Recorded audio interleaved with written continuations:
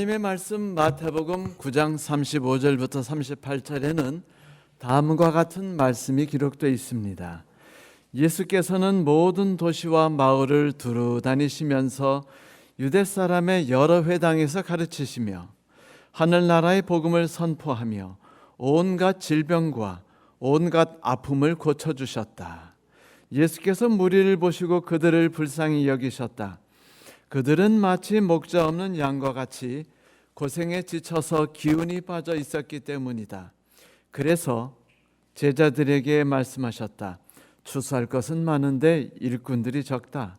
그러므로 너희는 추수하는 주인에게 일꾼들을 그의 추수밭으로 보내시라고 청하여라.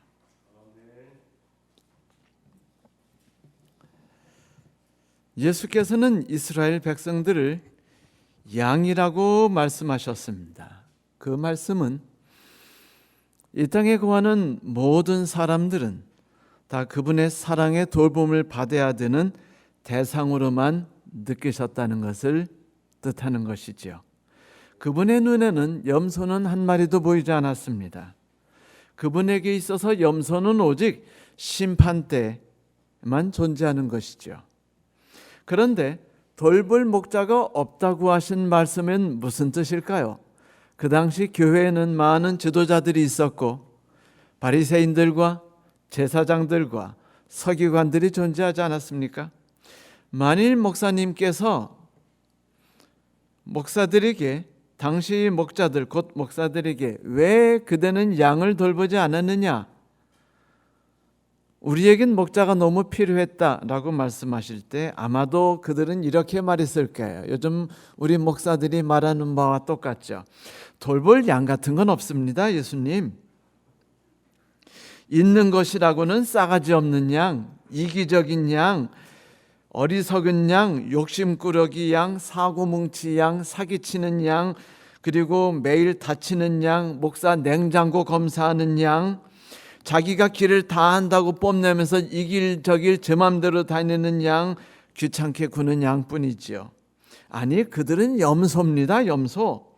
우리 목자들에게 불편과 고통을 끼치기만 하고 또 그들은 우리의 도움이 전혀 필요 없다고만 생각하는 염소이지요. 여러분, 그런데 목자들이 그들을 염소라고 생각했을 때 예수께서는 결코 우리를 염소라고 생각하지 않으셨습니다. 예수께서는 고집스럽게 우리를 양이라고 부르셨죠. 길 잃은 양, 상처 입어 다친 양, 무서워 벌벌 떠는 양, 외로움 타는 양. 그래요. 그분은 우리의 필요와 우리의 처지를 가장 먼저 보기를 원하신 분이셨습니다. 또한 우리를 돕기 위해서 그분은 선한 목자로 나서기를 주저하지 않으셨죠. 여러분 보십시오. 우리의 왕께서 소매를 걷어붙이시고 선한 목자로서 고통을 부르짖는 모든 양 가운데로 다가가신 것을요. 그 많은 불쌍한 사람들을 위해 예수께서는 밤낮을 가리지 않고 뛰어다니셨죠.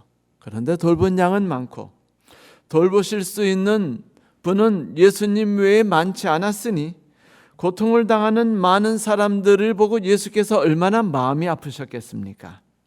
그래서 그분의 뜨거운 마음과 동정심과 사랑의 봉사 속에서 많은 사람들이 천국에 관심을 갖기 시작했고 더 나은 삶들을 꿈꾸기 시작했는데 그들을 모아서 이집트의 종살이하는 곳에서 그들을 구원해서 하나님 나라로 이끄는 데 있어서 이제 예수님을 도울 조력자들이 필요한 것이었어요. 하지만 예수를 도와 그들을 돌볼 목자들이 없었던 것입니다. 이제 그분에게는 진정한 조력자, 그분을 도울 목자가 필요했습니다. 그래서 우리의 왕 되시는 예수께서는 이제 천국의 대사들, 곧 사절단을 선정해서 세상의 수많은 이 세상에 사는 가련한 양들에게 보내려고 하셨습니다.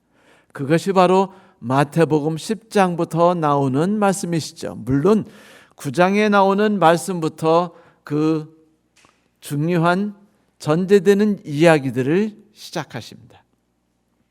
바야흐로 이제 가나안에 새로운 왕국이 들어서게 됐어요. 천국이죠. 그래서 예수께서는 먼저 중요한 대사들을 빠르게 교육시키고 훈련하기 시작하셨습니다. 12명의 제자들이 바로 그들이었죠. 이제 3년이 지나면 아마 3년 반이 되겠죠. 그분의 대사들은 예수님이 없는 가운데 성령의 인도하심을 따라서 저 가나안 땅으로 나아가서 절망과 증오와 무관심과 이기심과 복수심이라는 이름의 적들을 그들과 싸우면서 가나안에 사는 수많은 가련하고 불쌍한 사람들에게 죽음 넘어 희망을 이야기하고 사랑과 관심과 용서와 이해와 동정심을 함께 나누는 것이 얼마나 가치 있는지를 삶을 통해서 보여주어야만 했습니다. 말로가 아니고요. 삶을 통해서요. 그것이 바로 천국 복음을 전파하는 것이었죠. 천국을 알려주는 것이었습니다. 하나님의 백성을 이 세상 가운데서 천국으로 불러내는 것이었습니다. 하지만 그들이 천국의 대사로서 온 세상에 나가기 전에 그들이 먼저 준비해야 할 일이 있었고 배우고 익히고 훈련을 받아야 할 것들이 있었습니다. 그것은 바로 세상을 의지하지 않고 하나님을 온전히 의지하는 법이었죠. 이웃을 사랑하는 삶이었습니다. 원수를 사랑할 수 있는 여유와 따뜻한 마음이었어요. 상대방을 존중하고 이해할 수 있는 그런 삶의 방법이었습니다. 목자 없이 유리하듯 신음하고 헤매는 사람들을 바라보고 비판하기보다는 불쌍히 여길 수 있는 마음을 가진 그런 목자들이었습니다. 어느 이른 모를산에서 많은 사람들과 제자들을 향해서 예수께서 천국에 대한 소개를 해주셨죠. 우리는 그 귀한 순간을 일컬어서 산상수훈이라고 이야기하고 있습니다. 그런데 이제 그분께서는 마태복음 10장에 이르러서 당신께서 따로 불러내신 천국의 대사들을 향하여 따로 교육과 훈련을 시작하셔요. 그리고 그들에게 중요한 말씀과 가르침을 나누어 주기 시작하십니다. 그 강의는 이 세상에서 빛과 소금으로서 혹은 대사로서 살아갈 모든 이들을 위한 지침서였습니다. 이제 1차 실습을 내보낼 때가 다가왔어요. 예수께서는 제자들을 따로 불렀습니다. 그리고 그들에게 말씀하셨죠. 내가 이제 그대들을 저곳에 보냄에 있어서 몇 가지 이를 말이 있다. 자, 주께서 이르실 말씀이 무엇일까요? 그리고 제자들에게 해주시는 말씀이 지금 천국의 대사로서 세상에 나가는 모든 사람들에게 무슨 의미가 있을까요? 예수께서 제자들을 훈련시키시면서 제일 먼저 하신 말씀이 무엇인 줄 아십니까? 그 말씀은 바로 마태복음 10장 16절에 있는 말씀이었어요. 보아라, 내가 너희를 내보내는 것이 마치 양을 이리떼 가운데 보내는 것과 같다. 험한 전쟁터에 보낸다는 것이죠. 절대로 순간의 여유와 순간의 한눈을 파는 것이 있어서는 안 되는 곳으로 우리를 내보낸다는 것이었습니다. 예수께서는 우리 그리스도인들이 이 가나안 땅과 같은 험한 세상에서 살아야 한다는 걸 아셨어요. 그리고 우리에게 말씀하신 것이죠. 너희를 보내는 건 늑대 가운데 양을 보내는 것 같다. 그 모습은 이집트에서 백성을 탈출시킨 뒤에 가나안으로 밀어넣으시기 위해 40년 동안 광야에서 그들을 훈련하신 것과 그때의 예수 하나님의 모습과 같은 것이었어요. 준비시키려는 마음. 그래서 그들이 가나안에 들어가서 쓰러지거나 넘어지지 않도록 잘 준비시키려는 마음이었습니다. 성도 여러분, 우리는 모두 가나안 땅에 이르렀죠. 우리는 이 땅에서 소금이요 빛으로서 부르심을 받았습니다. 그러나 좀 더 가까이 들여다보면 우리는 사망의 음침한 골짜기를 헤매는 양떼고, 우리는 늑대 가운데서 살아가고 힘겹게 삶을 살아가고 있는 상처받고 있는 연약한 양일 뿐이죠. 우리 주변 그 어느 곳에도 우리의 편과 우리를 이해해 주려는 사람들이 존재하지 않는 세상입니다. 오직 우리를 잡아먹으려는 이리 때만 있을 뿐입니다. 사랑과 이해와 용서와 동정을 우습게 여기고 질밟는 이리 때들이 특실거릴 뿐이에요. 우리를 보호하고 감싸주고 우리의 상처를 싸매줄 리가 없어요. 물린 상처가 낫기 전에 다시 물리고 상처가 더 심해지는 경우가 얼마나 많던가요. 그곳에 있다 보면 우리도 모르게 두려움과 분노와 좌절과 염려와 증오가 우리를 덮치게 되지요. 세상과 마주쳐서 속지 않으려 하고 당하지 않으려고 경계하는 마음으로 우리의 마음 문을 닫아버리는 그런 양떼들이 가득하게 되는 것입니다. 세상에 나가서 빛과 소금으로 다가가는 것이 아니라 마음의 빗장을 잠궈버리고 나로 하여금 악으로부터 보호하겠노라는 수동적인 자세를 가지고 있는 상처받은 양떼들이죠. 그래서 예수께서는 그런 위험하고 거친 땅에서 우리가 상처를 받지 않고 잡혀먹지 않으려는 비결, 생존 비법을 말씀하셨는데 그 첫 번째 비결이 뭐냐면 바로 마태복음 10장 16절 말씀이에요. 그러므로 너희는 뱀과 같이 지혜롭고 비둘기와 같이 순진해져라. 이 말씀 많이 들으셨죠? 슬기롭다는 말이 뭘까요? 그것은 위험한 일을 일부러 자초하지 않는 지혜입니다. 내가 어려움 가운데 있을 때 그 어려움에서 지혜롭게 피하는 방법이에요. 그렇지 않아도 우리를 공격하고 잡아먹으려고 대들려는 이리 가운데서 깐죽거리면서 덤벼봐 이 짜식들아라고 말한다면 그건 바보 같은 행위가 아니겠어요? 옛날에 고집 센 사람 하나와 똑똑한 사람 하나가 있었어요. 어느 날 둘 다 다툼이 일어났는데 다툰 이유가 뭐냐면 고집 센 사람이 4 곱하기 7은 27이라고 우겼어요. 그러자 똑똑한 사람이 말하기를 4 곱하기 7은 28이야 이 머저리야 라고 말했습니다. 답답한 나머지 둘 다 싸우다가 똑똑한 사람이 교울 원님에게 가자고 이야기했어요. 둘이 원님에게 가서 이제 시비를 가려달라고 요청했는데 교울 원님이 한심스러운 눈으로 그들을 바라보다가 고집센 사람에게 말했어요. 그래, 자네가 4 곱하기 7이 27이라 했느냐? 네, 당연한 사실을 당연하게 말했는데 글쎄 이놈이 28이라고 우기지 않습니까? 그러자 고울원님이 말했어요. 27이라 말한 놈은 풀어주고 28이라고 말한 놈은 잡아다가 곤장을 10대를 쳐라.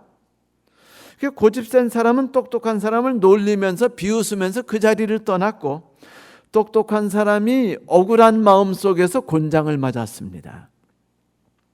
곤장을 맞으면서 똑똑한 사람이 얼마나 속상했을까요? 얼마나 억울했을까요? 그래서 원님에게 하소연했어요. 그러자 원님이 이렇게 말했습니다. 4 곱하기 7은 27이라고 우기는 아둔한 놈하고 싸우는 내 놈이 어리석은 놈이다.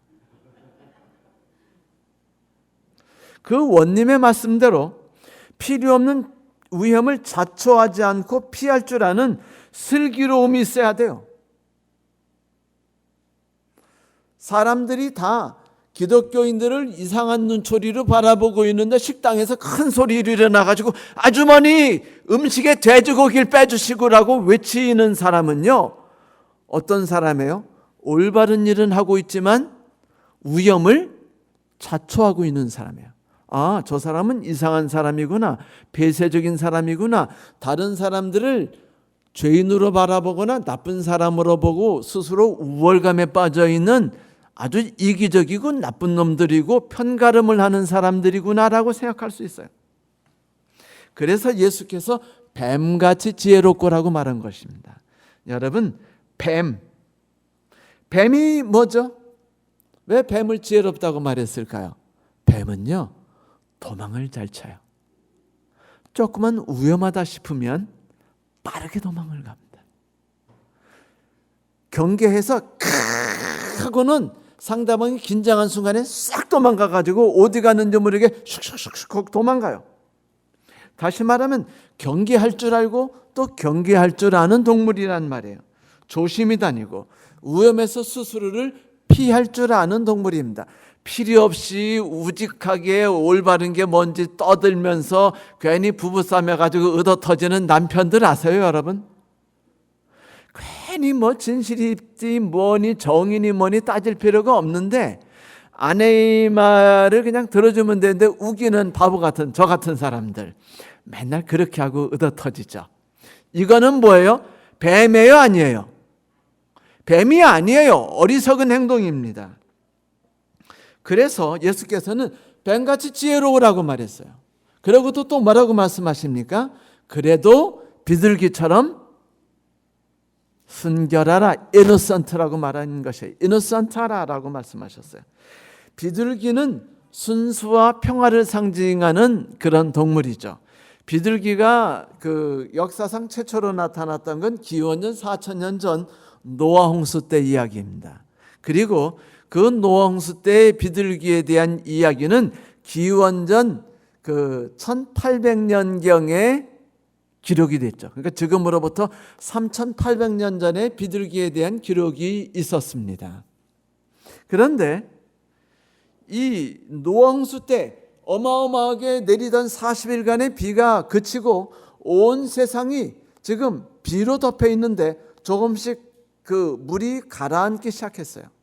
내려앉고 삐쭉삐쭉 산들이 보이기 시작하는데 언제 우리가 이 방주에서 내려가야 되는지, 세상은 언제 다시 풀과 나무들이 다시 자라는지를 전혀 알 수 없을 때 그들은 까마귀를 내다보냈습니다. 지혜롭고 능력이 있으니까.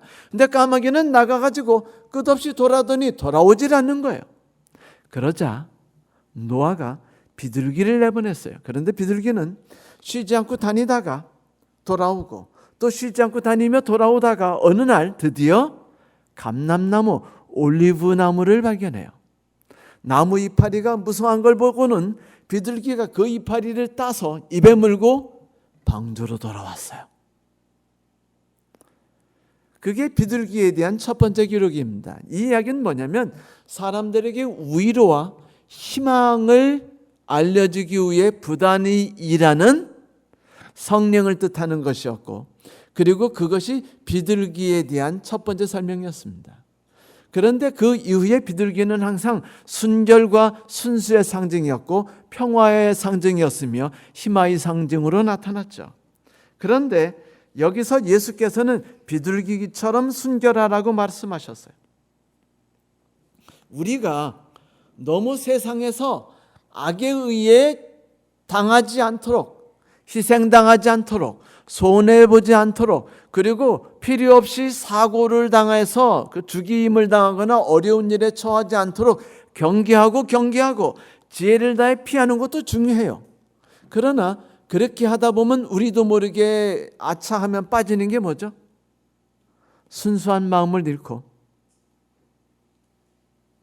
하나님을 온전히 신뢰하는 마음을 잃어버릴 수 있어요. 그래서 예수께서는 말씀하시기를 비둘기처럼 순수한 것도 필요하니 너희들이 뱀처럼 지혜로우면서 동시에 비둘기처럼 순결하라고 말씀하셨습니다. 그런데 여러분이 아시다시피 뱀과 비둘기를 나란히 놓는 게 말이 안 돼요. 왜냐하면 뱀이 비둘기가 옆에 있는 거 보면 당장 본능적으로 어떻게 하죠?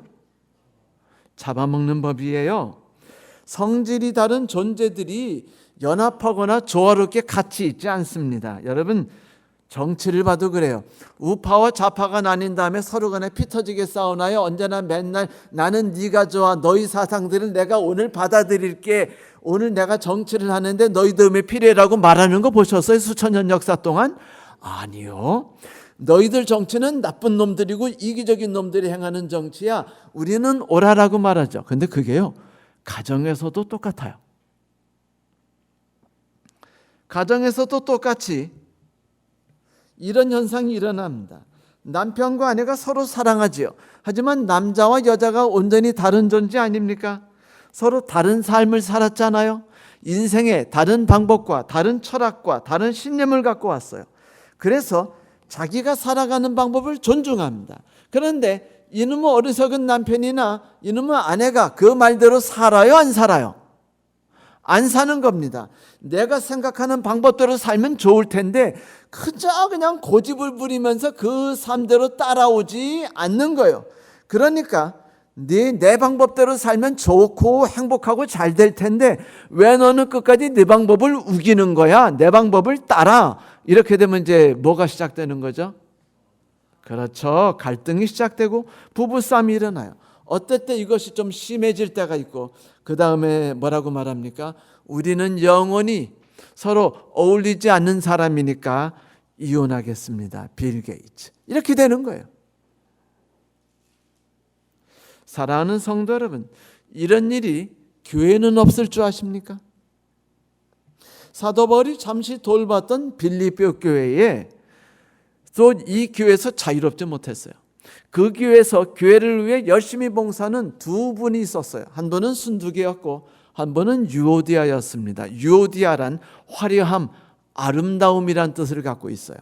순두계는 진실함, 순결함이란 뜻을 갖고 있어요. 그러니까 유오디아는 유오라는 뜻처럼 멋지고 가치가 있는 거예요. 뱀입니다. 순두계는 이노선트예요. 비둘기입니다. 그런데 뱀과 비둘기가 한 교회에 있으니까 어떻게 될까요? 어느 교인이 말합니다. 안식일인데 지금 저기에 어려움을 당하는 분이 있으니까 방문 갑시다라고 방문 가는데 보니까 아차 우리가 준비한 게 없네요. 슈퍼마켓에서 쏘르르 들어가지고 화장지를 사니까 순결한 비둘기파가 뭐라고 말씀하셔요? 저 뱀파를 보면서 저희 뱀 같은 녀석들아 왜 너희들이 안식일 날 슈퍼마켓 가서 물건을 사니? 아니 이 비둘기 같은 것들이 너희들은 그러면 맨몸으로 갈래? 라고 싸운 거예요. 그래야 교회가요 박살이 났습니다. 난장판이 일어난 거예요. 비둘기파는요 순결하고 진실되고 오직 하나님 말씀대로 겸손하고 청결하며 청렴하게 살자고 말하고 있고요. 비둘기파는 우리가 하나님 말씀 따라 지혜롭게 살며 교회를 아름답게 꾸미고 세상 사람들이 즐거이 이곳에 올 수 있도록 하기 위해서 우리 자신을 꾸며야 되고 매혹적으로 나타나야 되며 우리의 삶은 단순 무식한 삶이 아니라 아름답고 높은 수준의 삶으로 우리를 고양시켜야 된다고 이야기했어요. 둘 다 옳아요. 그런데 둘이 피 터지게 싸웠습니다. 그리고 하나님의 말씀과 그 능력을 세상에 전해야 되는 하나님의 천국의 대사들이 나가기 전에 어디서부터 무너져 버린 거예요? 교회에서부터 이미 무너져 버린 것입니다. 그래서 예수께서는 그들에게 뭐라고 말씀하셨냐면 너희들은 비둘기처럼 순결하고 뱀처럼 지혜로워라고 말씀하신 겁니다.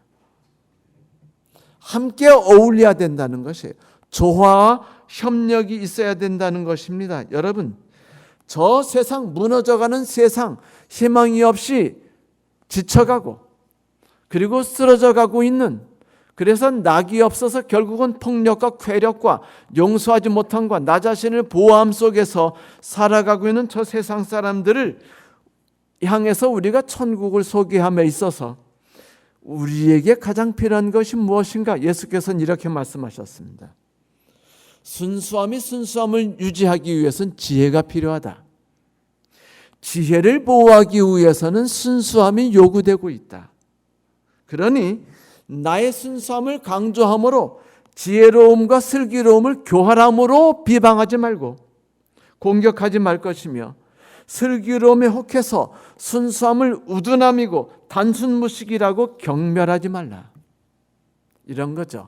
이 지혜로운 사람들이 그 우둔한 사람을 향해서 하는 말이 있어요. 단순 무식한 게 무엇까지 세가지고? 고집까지 세가지고 몰고 나가면 지구에 재앙이 밀려온다고 말합니다. 그러면 순수한 사람이 그 지혜로운 사람들을 보고 할 말이 없을까요? 지혜로운 건 보이지 않아요. 뭐만 보이죠? 교활한 것만 보여요. 그러니까 우리 교회 성도들이 보니까 뱀파는 비둘기파를 보면서 교활한 그 단순 무식한 것들이 고집만 세고 주변을 내다볼 줄 아는 눈이 없다고 말하고, 비둘기 파는 뱀파를 향해서 저런 교활하고 이 교회당의 사단의 악의 모든 것들을 몰고 두르는 악한 것들이라고 말하고 있으니, 하나님께서 대사들을 세상에 내보내셔야 하는데 먼저 이런 일이 있어서 어떻게 되느냐는 것입니다. 그래서 그분은 순수함과 슬기로움이 먼저 협력하라는 것이에요. 하나가 되어야 한다는 것입니다. 둘이 한쪽이 없으면 다른 쪽이 무너져 나간다는 거예요. 그러니 함께 어울려라는 것이에요. 화음을 맞추듯이 바이올린과 트럼펫이 함께 어울리듯이, 템파니가 함께 어울려 나가듯이 서로 다른 존재들이 하나님의 지혜와 능력 가운데서 어울리라는 것입니다. 조화와 협력을 통해서 아름다움이 진동되듯이 교회를 울려 퍼지게 하라는 것입니다. 그러면 이것이 먼저 천국이 되고, 우리가 우리 스스로를 세상으로부터 보호하면서도 세상에게 우리의 아름다움을 드러낼 수 있다는 것이죠. 이 말씀을 마친 뒤에 예수께서는 세상에 나가기를 두려워하는 이들에게 말씀하십니다. 두려워 말라. 너희는 하나님의 관심과 보호 아래 있다. 그래요. 우리는 세상에 나가는 사람들, 세상에 화평을 전해야 할 사람들이며, 세상의 불쌍함을 여기는 마음과 마음의 청결함과 가난함이 무엇인지를 알려줘야 되는 사람들입니다. 마음이 온유하다는 것이 얼마나 매력적이며, 그리고 빛과 소금으로 다가가는 것이 얼마나 아름다운 것인지, 빛난 가치가 있는 것인지를 보여주는 사람들입니다. 하지만 우리의 원수들은 우리가 이 땅에서 그것을 전하는 것을 원치 않아요. 그러므로 우리에게 나쁜 영향을 끼쳐서 우리로 하여금 우리가 빛을 비추는 능력을 멈추게 하고 소금으로 그들에게 녹아가는 것을 못하게 막습니다. 왜 너희들이 너희를 희생해서 소금으로 녹아가야 되지? 왜 너희들은 저들과 따로 떨어져서 빛으로만 존재하려고 하는 거야? 그렇게 하지 마. 여러분, 이것은 전쟁이에요. 선악의 대쟁투입니다. 우리는 자유인으로서, 그리스도인의 대사로서 이 세상의 천국을 전하는 사람들이에요. 그런데 이 세상과 우리의 전쟁은 끝이지 않을 겁니다. 암흑의 나라 사람들이 지구 역사 수천 년 동안 모든 수많은 그리스도인 대사들을 무시하고 경멸했어요. 그 피부를 벗겼고 나무 껍질 위에 걷게 한 적이 한두 번이 아니었습니다. 한쪽은 부르짖고 다른 한쪽은 차가운 물을 부었고 사지를 찢은 적이 한두 번이었습니까? 차가운 감옥에 넣고 고문을 한다 할지라도 우리는 빛으로서 소금으로서 그들에게 나가야만 했습니다. 이것이 모든 천국 백성이 받은 사명이었어요. 그래서 우리는 두려운 겁니다. 그래서 우리는 무서워요. 세상 사람들하고 다가가 살아간다는 것이 얼마나 힘든 일인지 우리는 잘 알지 않습니까? 요즘엔 형제도 부모도 모두가 서로를 이기적인 목적으로 대함으로 우리가 그것 때문에 상처를 받고 사는 삶을 살지 않습니까? 그리스도인 목사가 목사라는 이유로 부모님의 유산을 가지고서 손해보면서 쪼개지면서 배분을 받을 때 얼마나 억울해요. 내가 받은 땅은 짐승도 들어가지 않는 맹지 산 구석 어디인가고, 형님이 살고 있는 곳은 4통8달 잘 뚫린 그곳에 있는 4층 빌딩인 겁니다. 억울해요, 안 억울해요?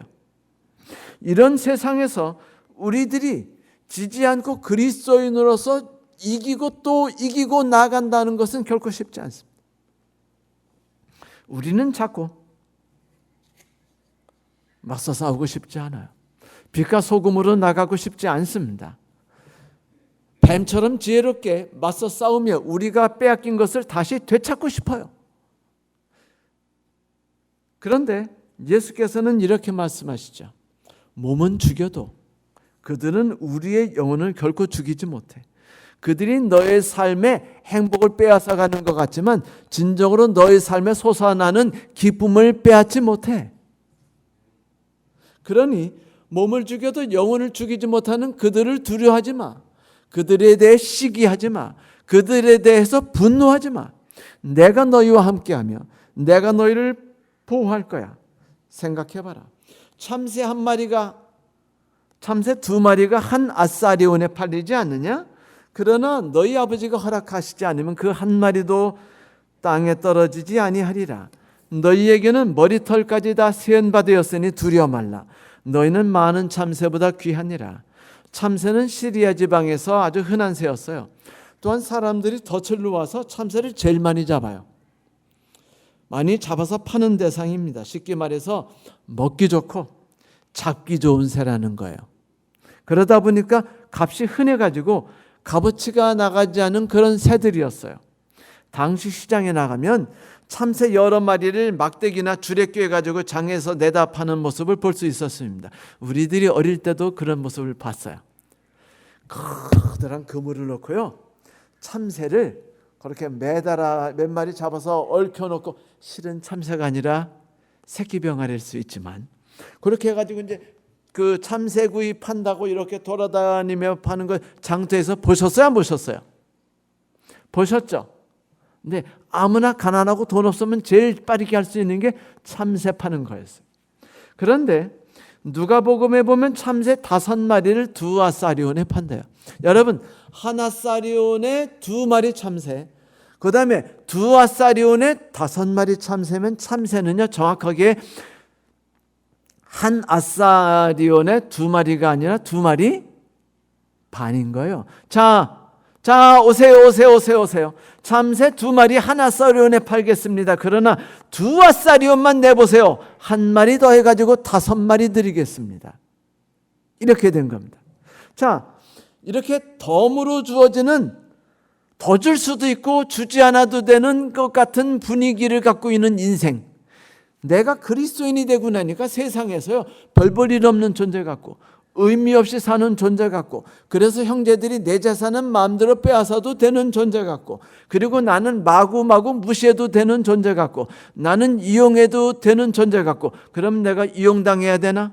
그렇게 손해를 보고 살아야 되는 생각을 끝없이 갖게 만드는, 그래서 세상에 쓰러지게 만드는 그런 하찮은 존재, 덤밖에 되지 않은 참새 같은 우리가 아니냐라고 사람들이 생각하는 거예요, 기독교인들이. 그런데 예수께서 말씀하시기를 너희들이 스스로 참새 같은 느낌이 드니 걱정하지 마. 참새 한 마리도 그 한 마리가 땅에 떨어지는 걸 내 허락 없이, 내가 바라볼 때 내 용인 없이는 결코 땅에 떨어질 수 없어. 그런데 너희들이 머리카락을 봐라. 그 머리카락 하나도 내가 다 세었다. 여러분, 이때 셌다는 단어가 어떤 뜻이라고요? 숫자를 셀 때 우리는 2가지 단어를 씁니다. 하나는 count, 하나는 number입니다. count라는 거는 수를 셀 때 그 1, 2, 3, 4, 5, 6, 7, 8, 9, 10 10개, 1, 2, 3, 4, 5, 6, 7, 8, 9, 10 20개라고 말하는 게 count예요. number 뭐냐면은 너는 1이야, 알았지? 너는 2야. 나는 너를 삼돌이라고 부를게. 너는 7번째니까 7균이라고 부를게. 이렇게. 여러분, 옛날에 자식이 많으니까 뭐랬어요? 다 그렇게 불렀죠? 삼순이, 사돌이 이렇게 불렀습니다. 일남이, 이인이요. 그러니까 그것은 그들이 숫자만이 아니라 뭐예요? 이름입니다. 자기의 존재를 갖고 있고 자기의 의미를 갖고 있는 존재예요. 그런데 예수께서 뭐라고 말씀하신 거예요? 머리털 하나를 나는 셀 때도 그냥 1개, 2개, 3개, 4개로 세지 않는다. 총 말해가지고 네가 갖고 있는 머리는 38,279개구나 라고 말하지 않는다는 거예요. 그 머리카락에 하나하나 이름이 있다는 것이고 내가 그 이름 하나하나에 관심을 갖고 있다는 것입니다. 그 머리털이 빠지든 안 빠지든 자라나든 안 자라든 간에 내가 관심과 사랑을 가지고 있다고 예수께서 말씀하셨어요. 사물 하나를 소홀히 여기시지 않는 하나님이라는 겁니다. 그 예수께서 말씀하셔요. 너희들이 스스로를 머리털처럼 하찮지 않은 하찮은 존재라고 느끼고 있니? 너희들이 참새 같은 존재라고 생각해 언제든지 짓밟히는, 요즘에 옛날엔 사람이 이렇게 말해, 지렁이도 밟으면 꿈틀하지 라고 말하니까 그 속담을 보고 요즘 사람들이 뭐라는 줄 아십니까? 지렁이가 밟으면 꿈틀하려는데 밟혀서 터져 죽을 뿐이야. 요즘에는 이렇게 말해. 그러니까 지렁이는 지렁이일 뿐이라는 것입니다. 감히 꿈틀거려봤자 아무 쓸모없는 존재라는 것이죠. 이게 요즘 말하는 뭐예요? 20대 거진 거예요. 나는 죽으라고 뛰어봤자 아무것도 얻을 수 없다. 그런데 많은 그리스도인들이 요즘에 패배감에 빠져 있어요. 그래서 스스로가 내가 이 세상에서 할 일이 없으며 나는 나고자이며 나는 아무것도 할 수 없이 당하고 빼앗기는 존재일 뿐이야. 그리스도인으로서 살아간다는 것이 억울하고 힘이 들어. 지쳤어라고 말해요. 그런데 예수께서 우리에게 말씀하시죠. 너는 결코 그런 사람이 아니야. 너에게 허락되는 것이 고통이든 재화선을 빼앗기는 것든 외로움이든 억울한 일을 당했든 내가 허락하지 않고 그 일이 일어난 일은 한 번도 없어. 너는 알지 못하겠니? 너희에게 어려운 일이 생길 때는 내가 그 어려운 일을 통해서 네가 더 나은 사람으로 성장해 나갈 수 있도록 담금질하는 거야. 더 멋진 빛나는 도자기로 만들기 위해 내가 너에게 그런 일을 허락하는 것이지. 네, 맞아요. 하나님께서는 우리를 하찮은 존재를 말씀하지 않으십니다. 항상 우리와 함께 하시겠다고 약속하셨어요. 이리 가운데 보내는 양떼 같은 마음으로 안타깝고 불쌍히 여기는 마음으로 우리와 함께 하시지만 동일한 순간에 우리를 보호하시고 우리를 불쌍히 여기시고 우리와 함께 하신다는 것입니다. 우리에게 필요한 것들은 모두 그것이 무엇이든 하나님께서 우리에게 주시죠. 그러므로 모든 그리스도인들은 천국의 대사처럼 당당하게 자신 있게 나가야 돼요. 여러분, 그 나라가 북한이라 할지라도 초라한 나라 왕국이라 할지라도 대사로 나갈 때는 미국에 가는 날에도 당당하게 얼굴 빛나게 나가지. 나는 아프리카 누구만한 나라니까, 나는 한국에는 쪼잔한 그 대사니까 감히 미국의 대통령을 이렇게 말하지 않아요. 왜?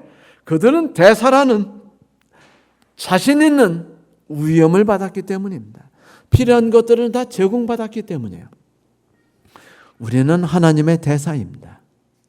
하나님이 우리와 함께 하겠다고 말씀하셨어요. 이리 가운데 보내는 양과 같을지라도 내가 너희와 함께 하겠다고 약속하셨어요. 그러니 두려워하지 마십시오. 하루는 병아리 아들 병아리가 아빠에게 물었습니다. 아빠, 우리에겐 왜 벼슬이 있어요? 우리의 위엄을 과시하기 위해서죠. 그럼 주둥아리는 왜 뾰족하고 날카롭지? 그건 적을 무자비하게 공격하기 위해서야. 아빠, 우리 목소리는 왜 이렇게 커요? 적의 기선을 제압하기 위해서지. 싸움에선 기선 제압이 중요하거든. 한참 생각하던 병아리가 그랬어요. 그럼 아빠, 왜 아가야? 그런 힘을 가진 우리가 왜 닭장 안에서 이렇게 그냥 비실거리고 있지요? 성도 여러분, 주의 능력이 우리 안에서 무한히 제공되는데 왜 수많은 그리스도인들이 능력을 가진 자답게 하느님의 나라 천국의 대사처럼 나가지 않습니까? 왜 두려움이 없이 과감히 악과 싸우지 않나요? 성경에서는 우리에게 선으로 악과 싸워 이기라고 말했지, 악에 대해서 싸우면 손해니까 악으로 악을 대하여 싸우라고 말하지 않았어요. 지혜로우라고 말했지 교활하라고 말하지 않았습니다. 순결하라고 말했지 우둔하라고 말하지 않았어요. 하나님이 함께 하십니다. 주께서 우리를 돌보셔요. 주의 안에서 우리가 생명의 풍성함을 맛보지 않습니까? 그런데 그분께서 우리에게 이제 말씀하십니다. 나는 생명의 인과 아울러 나의 사랑과 관심을 너에게 몽땅 쏟아부어주고 있어. 이제 너는 담대히 일어서 나가라. 전국의 대사로서 나는 너를 임명했다. 너는 세상 사람들에게 나아가서 천국의 가치와 하나님의 사랑의 가치와 그 아름다움을 입으로 전파하지 말고 너의 삶으로 드러내라. 사랑하는 성도 여러분, 그 말씀을 따라 우리 함께 일어서겠습니까? 두려움 없이 세상을 향해서 하나님의 대사로서 나아가려 하지 않겠습니까?